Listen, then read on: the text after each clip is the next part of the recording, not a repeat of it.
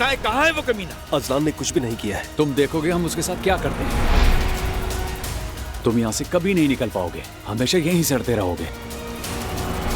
रमीज साहब लंदन वाली ब्रांच में शिफ्ट हो गए हैं। तुम्हारा वो कमीना चाचा मेरी बहन को हिरासत करता रहा, उसे डराया और धमकाया भी। अगर तुम मर्द होते तो क्या अपनी बीवी को उससे नहीं बचाते? मैं तुम्हारे 3 बच्चों की माँ हूँ अब्दुल्ला। एलिफ भी मेरे बच्चे की माँ बनने वाली है। वो चला गया, वो बगैर कहे कुछ चला गया। कितनी खूबसूरत औरत है।